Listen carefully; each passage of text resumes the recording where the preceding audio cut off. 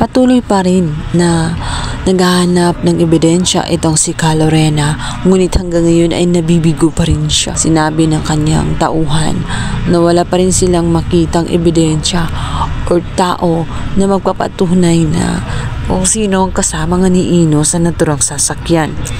Wala pa rin silang clue. Kaya naman inis na inis itong si Lorena.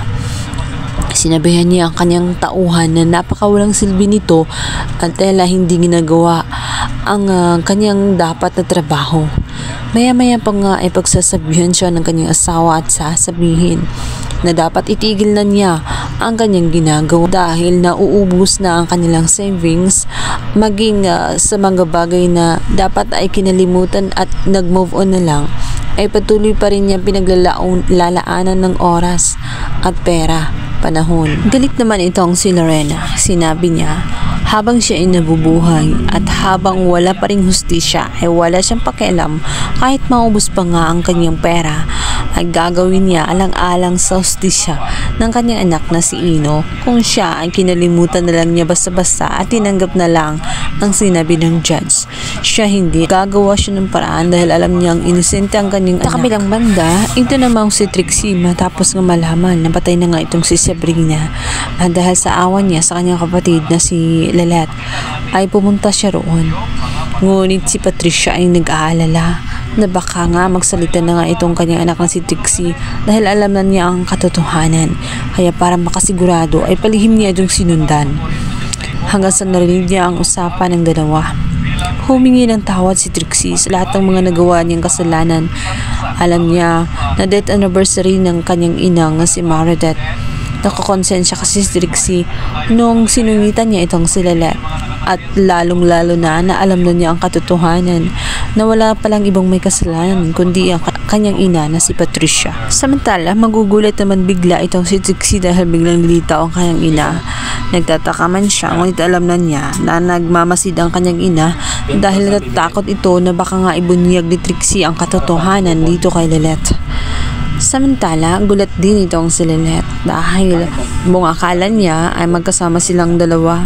Ngunit hindi alam ni Trixie na sinundan siya ng kanyang inang si Patricia. Kabilang banda, nagpapasalamat naman itong si Patricia dahil sa kabila ng lahat, hindi pa rin nagawang ibunyag ni Trixie ang katotohanan.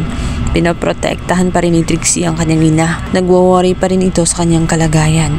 Ngunit sinabi ni Trixie tritsahan sa kanya na hindi niya may papangako na talagang maging ligtas ang kanyang sekreto. Lalong-lalo na at alam niya na nariyan na nga itong si Lorena kung saan gagawa din ito ng paraan. Hindi na nga nagkamali ang hinala nitong si Trixie dahil itong si Lorena agad-agad pinuntahan nga itong si Lelet.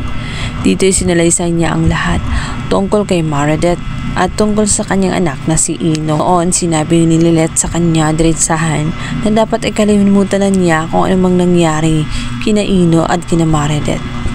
Ngunit hindi yun magagawa ni Lorena.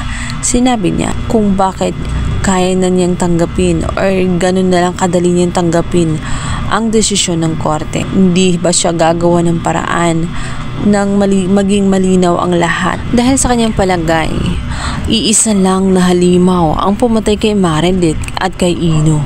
Kailangan nilang buksang muli at alamin talaga ang punot dulo para magkaroon ng hustisya.